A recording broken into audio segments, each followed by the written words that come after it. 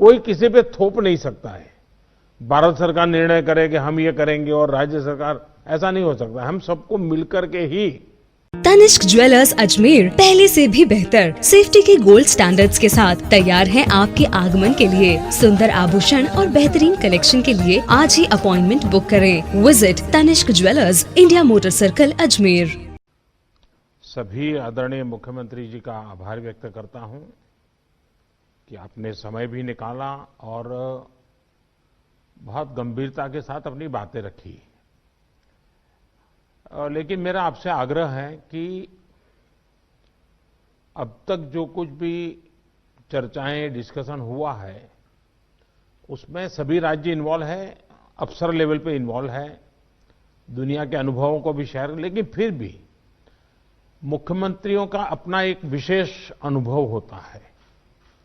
Public life में काम करने वाले लोगों की एक विशेष दृष्टि होती है, क्योंकि इन चीजों को अगर आपके सुझाव मिलेंगे तो मेरा आग्रह है कि आप लिखित में अगर हो सके उतना जल्दी, क्योंकि आज भी कुछ अच्छे मुद्दे उठाए सबने कि ये हो, ये हो, ये हो, इससे भी ज्यादा होंगे। ये अगर मिल जाएंगे तो हमें अपनी स्ट्रेटेजी वर्कआउट करने में सुविधा होगी। और ये कोई किसी पे थोप नहीं सकता है। भारत सरकार निर्णय करे कि हम ये करेंगे और राज्य सरकार, ऐसा नहीं हो सकता। हम सबको मिलकर के ही इस चीज को आगे बढ़ाना पड़ेगा और इसलिए सबके विषयों का बड़ा महत्व है।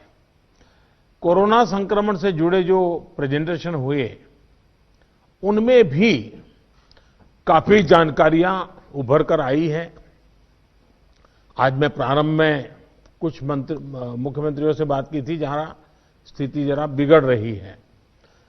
जहां तक वैक्सीन का सवाल है, वैक्सीन की स्थिति और डिस्ट्रीब्यूशन को लेकर भी जो कुछ भी चर्चाएं हुई हैं, एक प्रकार से मीडिया में जो चलता है वो अलग चीज होती है। हमें तो इन चीजों को ऑथेंटिकली ही आगे बढ़ना पड़ेगा, क्योंकि हम सिस्टम का हिस्सा है।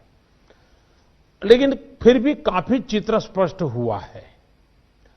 एक समय था जब हम सभी के सामने चुनौती एक अनजान ताकत से लड़ने की थी, लेकिन देश के संगठित प्रयासों ने इस चुनौती से मुकाबला किया, नुकसान को कम से कम रखा।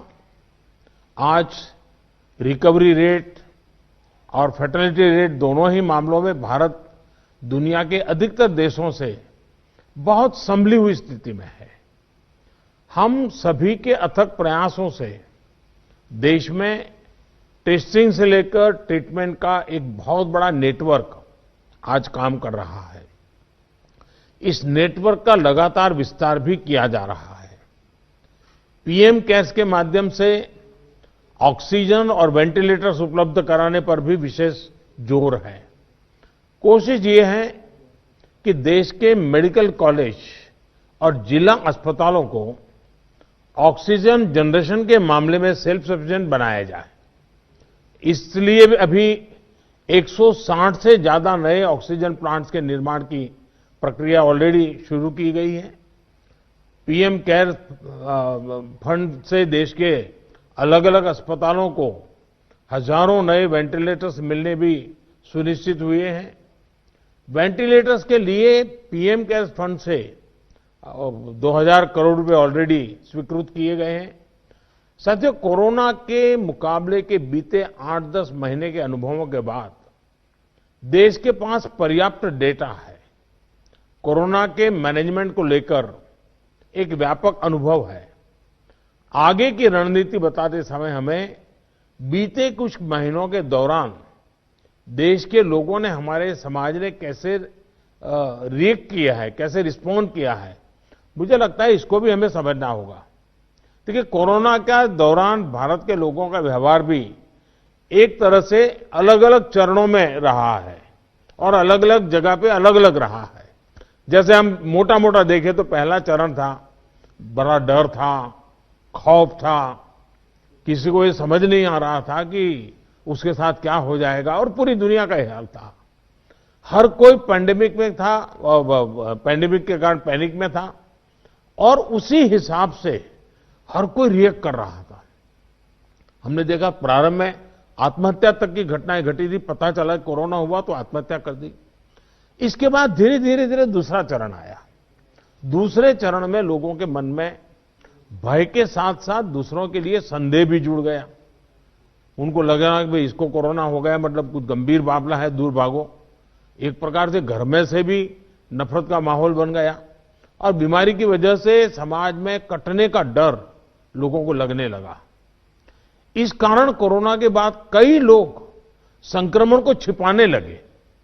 उनको लगा कि ये तो बताना नहीं चाहिए, कुछ समाज में मैं कट जाऊंगा। अब उसमें से भी हम धीरे धीरे समझे लोग बाहर आए। तीसरा चरण शुरू हुआ और तीसरे चरण में लोग काफी हद तक संभलने लगे। अब संक्रमण को स्वीकारने के लगे और अनाउंस भी करने लगे, भाई मुझे तकलीफ है, मैं आइसोलेट कर रहा हूं, मैं क्वारंटाइन कर रहा हूं, आप भी करिए। जो एक प्रकार से लोग भी अपने आप से लोगों को समझाने लगे। लेकिन आपने भी देखा होगा कि लोगों में अधिक गंभीरता भी आने लगी और हमने देखा कि लोग अलर्ट भी होने लगे। और इस तीसरे चरण के बाद हम चौथे चरण में पहुंचे।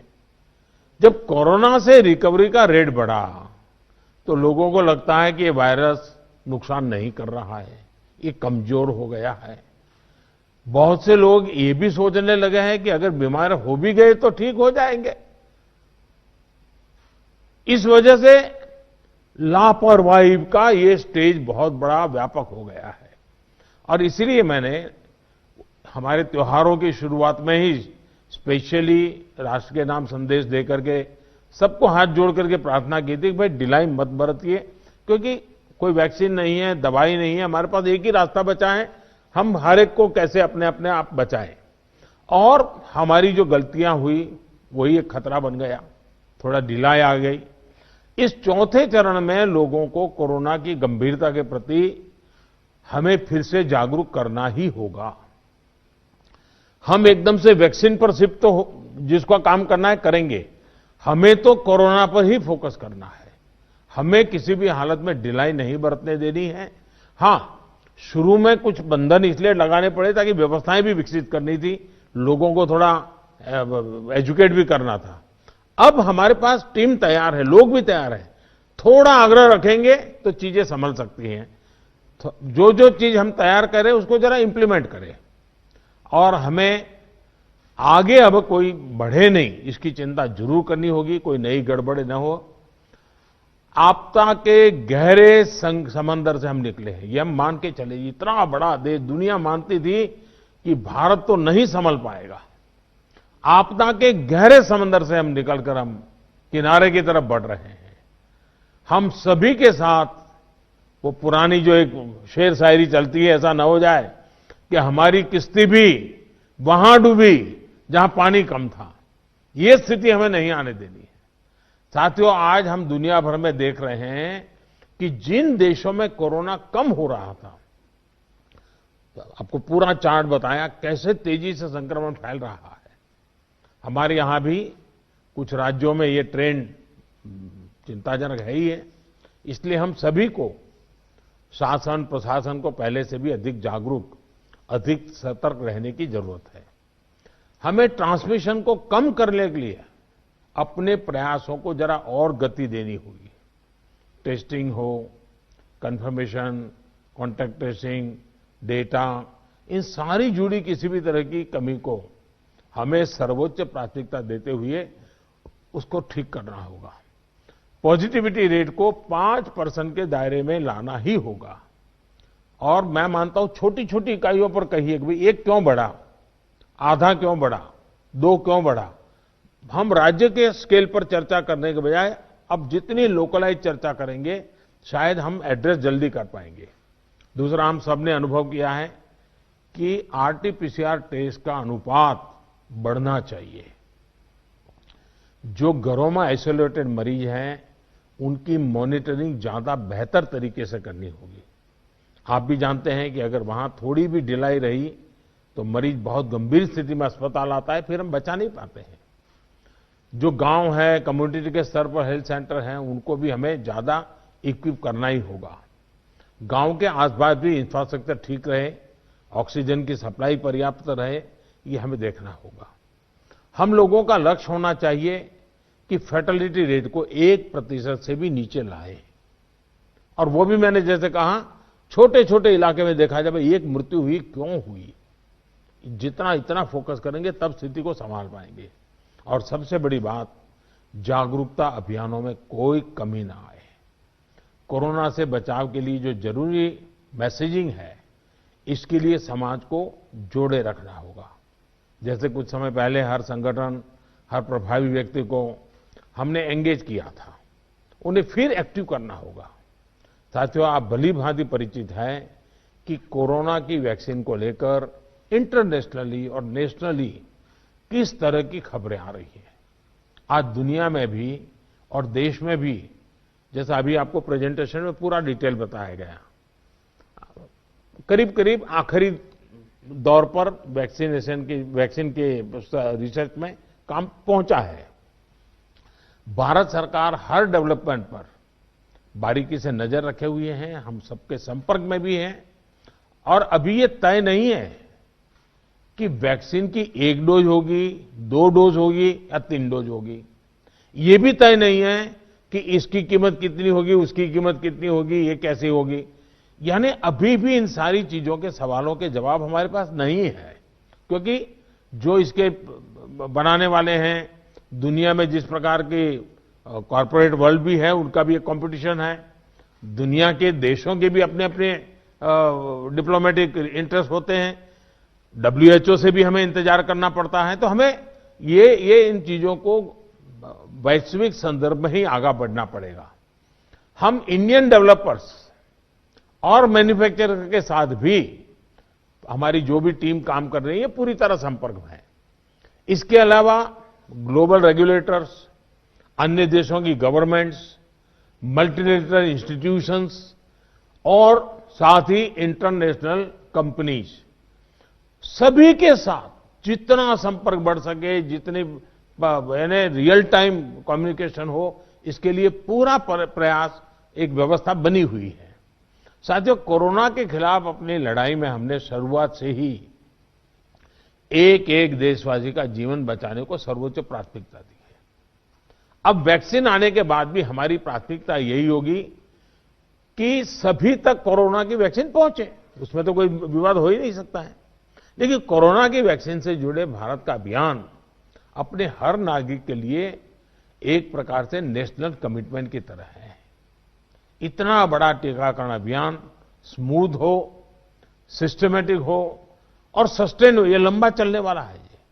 इसके लिए हम सभी को, हर सरकार को, हर संगठन को एकजुट होकर के कोऑर्डिनेशन के साथ एक टीम के रूप में काम करना ही पड़ेगा। साथियों, वैक्सीन को लेकर भारत के पास जैसा अनुभव है, वो दुनिया के बड़े बड़े देशों को भी नहीं है। हमारे लिए जितनी जरूरी है स्पीड है, उतनी ही जरूरी है सेफ्टी भी है। भारत जो भी वैक्सीन अपने नागरिकों को देगा, वो हर वैज्ञानिक कसौटी पर खरी होगी। जहां तक वैक्सीन के डिस्ट्रीब्यूशन की बात है, तो उसकी तैयारी भी आप सभी राज्यों के साथ मिलकर के की जा सके रही है। वैक्सीन प्राथमिकता के आधार पर किसे लगाई जाएगी, ये राज्यों के साथ मिलकर के एक मोटा मोटा खाका भी आपके सामने रखा है कि भाई अगर इस प्रकार से WHO ने जो कहा है हम चलते हैं तो अच्छा है। लेकिन फिर भी ये निर्णय तो हम सब मिलकर के ही करेंगे। हर राज्यों के सुझाव का महत्व इसमें बहुत रहेगा, क्योंकि आखिरकार उनको अंदाज है कि उनके राज्य में ये कैसे होगा। हमें कितनी अतिरिक्त कोल्ड स्टोरेज की जरूरत रहेगी, मुझे लगता है कि राज्यों ने इस पर अभी बल देकर के व्यवस्थाएं खड़ी कर देना शुरू कर देना चाहिए। कहां कहां संभव हो गए, उसके पैरामीटर्स क्या हो गए, उस पर हमें यहां से सूचनाएं तो डिपार्टमेंट को चली गई है, लेकिन इसको अब इम्प्लीमेंट करने के हमने रेडी रखना पड़ेगा। और जरूरत पड़ी तो अतिरिक्त सप्लाई भी सुनिश्चित की जाएगी। और इसका विस्तृत प्लान बहुत जल्द ही राज्य सरकारों के साथ मिलकर के तय कर दिया जाएगा। हमारी राज्यों की और केंद्र की टीम साथ लगातार वो बातचीत कर रहे हैं, काम चल रहा है। केंद्र सरकार ने राज्यों से कुछ समय पहले आग्रह किया था कि स्टेट लेवल पर एक स्टीयरिंग कमेटी एवं स्टेट और डिस्ट्रिक्ट लेवल पर टास्क फोर्स का, और मैं तो चाहूंगा कि ब्लॉक लेवल तक हम जितना जल्दी ये व्यवस्थाएं खड़ी करेंगे, और किसी न किसी एक व्यक्ति को काम देना पड़ेगा। इन कमेटियों की रेगुलर बैठकें हो, उनकी ट्रेनिंग हो, उनकी मॉनिटरिंग हो, और जो ऑनलाइन ट्रेनिंग होती है वो भी शुरू हो। हमें हमारा रोजमर्रा के काम के साथ कोरोना से लड़ते लड़ते भी इस एक व्यवस्था को भी विकसित तुरंत करना पड़ेगा, ये मेरा आग्रह रहेगा। जो कुछ सवाल आपने कहे हैं, कौन सी वैक्सीन कितनी कीमत में आएगी, ये भी तय नहीं है। मूल भारतीय वैक्सीन अभी दो मैदान में आगे हैं, लेकिन बाहर के साथ मिलकर के हमारे लोग काम कर रहे हैं। दुनिया में जो वैक्सीन बन रही हैं, वे भी मैन्युफैक्चरिंग के लिए भारत को के लोगों के साथ ही बात कर रहे हैं, कंपनियों के साथ। लेकिन इन सारे विषयों में हम जानते हैं कि 20 साल से मान लीजिए कोई दवाई पॉपुलर हुई है, 20 साल से लाखों लोग उसका उपयोग कर रहे हैं, लेकिन कुछ लोगों को उसका रिएक्शन आता है, आज भी आता है, 20 साल के बाद भी आता है। तो ऐसा इसमें भी संभव है। निर्णय वैज्ञानिक तराजू पर ही तोला जाना चाहिए। निर्णय उसकी जो अथॉरिटीज हैं, उन अथॉरिटीज के सर्टिफाइड व्यवस्था से ही होनी चाहिए। हम लोग समाज जीवन की चिंता करते हैं, लेकिन हम सब जानते हैं कि हम कोई वैज्ञानिक नहीं है, हम इसकी एक्सपर्टाइज हमारी नहीं है। तो हमें दुनिया में से जो व्यवस्था के तहत जो चीजें आती हैं, आखिरकार उसी को ही स्वीकार करना पड़ेगा और उसको स्वीकार करके हम आगे चलेंगे। लेकिन मैं आपसे आग्रह करूंगा कि आप के मन में जो योजना हो, खास करके वैक्सीन के संबंध में, किस प्रकार से आप डिलीवरी नीचे तक ले जाएंगे, आप जितना जल्दी बहुत डिटेल प्लान करके लिख करके भेजेंगे तो निर्णय करने में सुविधा होगी। और आपके विचारों का ताकत इसमें बहुत है। राज्यों का अनुभव बहुत अहमियत रखता है, क्योंकि वहीं से ये चीज आगे बढ़ने वाली है। और इसलिए मैं चाहूंगा कि आपका बहुत ही एक प्रकार से प्रोएक्टिव पार्टिसिपेशन इसमें बने, यही मेरी अपेक्षा है। लेकिन मैंने पहले ही कहा, वैक्सीन अपनी जगह पे है, वो काम होना है, करेंगे, लेकिन कोरोना की लड़ाई जरा भी ढीली नहीं पड़नी चाहिए, थोड़ा सा भी ढिलास नहीं आनी चाहिए।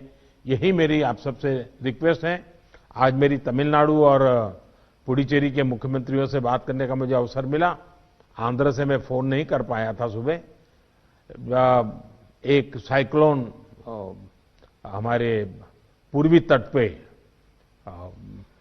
एक्टिव हुआ है, वो कल शायद तमिलनाडु, पुडुचेरी और आंध्र का कुछ हिस्सा वहां पर आगे बढ़ रहा है। और सारी भारत सरकार की टीमें बहुत एक्टिव हैं, सब लोग गए हैं। मैंने आज 2 आदरणीय मुख्यमंत्री जी से बात की थी, आंध्र के मुख्यमंत्री जी से अभी इसके बाद बात करूंगा। लेकिन सबके लिए पूरी तरह भारत सरकार और राज्य सरकारें मिल करके, और पहला काम खाली करवाना, लोगों को बचाना, इस पर हमारा जोर रहे। फिर एक बार मैं आप सबका बहुत आभारी हूं, आप सबने समय निकाला। लेकिन मैं आग्रह करूंगा कि आप जल्दी से मुझे कुछ न कुछ जानकारियां भेजिए। धन्यवाद।